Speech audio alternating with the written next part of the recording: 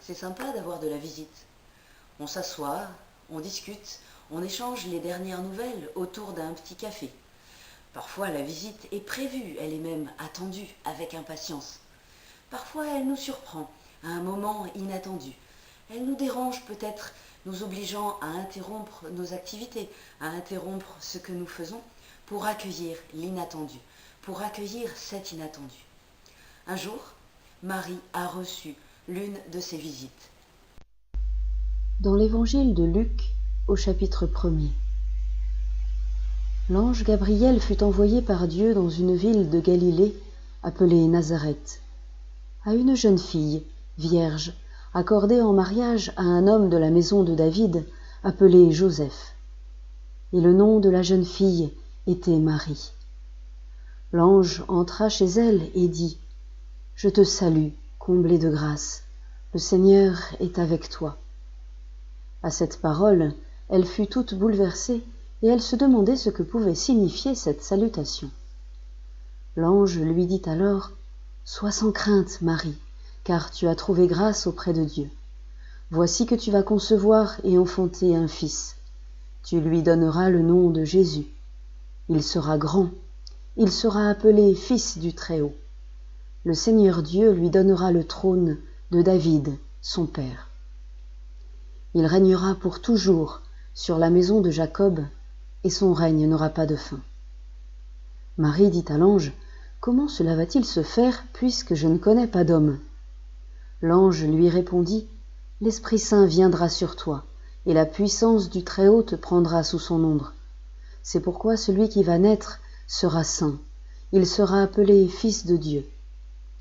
Or, voici que dans sa vieillesse, Élisabeth, ta parente, a conçu elle aussi un fils, et elle en est à son 6e mois, alors qu'on l'appelait la femme stérile, car rien n'est impossible à Dieu. Marie dit alors : « Voici la servante du Seigneur, que tout m'advienne selon ta parole. » Alors l'ange la quitta.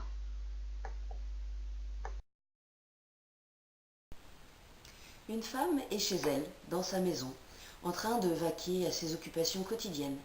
Elle est peut-être en train de préparer à manger, ou de faire un peu de ménage, de lessive, peut-être de prier. Bref, elle vaque. L'auteur, Luc, nous la présente. Une vierge fiancée à un homme du nom de Joseph, de la maison de David. Et le nom de la vierge était Marie. Il nous présente une femme du peuple juif, une femme pétrie de cette histoire sainte qu'elle connaît très bien, comme le laissent voir les quelques phrases qu'elle prononcera dans les évangiles.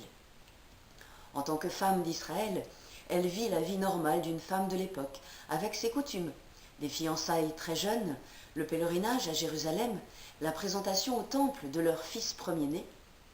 Elle élèvera son fils dans cette histoire sainte, dans cet amour et ce respect pour Dieu.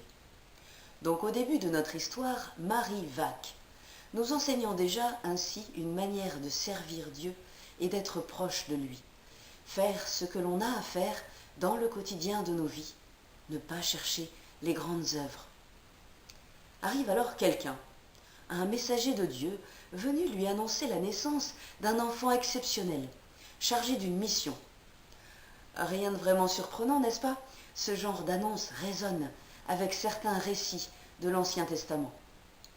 Enfin, même si pour nous qui avons tellement l'habitude d'entendre ce texte, l'irruption de ce messager ne nous surprend pas, Marie, elle a dû sursauter un petit peu devant cette intrusion. Imaginons-nous dans cette situation. Nous sommes en train de travailler bien tranquillement chez nous, lorsque soudain, quelqu'un surgit devant nous et nous salue. « Je te salue » ou « Bonjour », toi qui es comblé de cadeaux.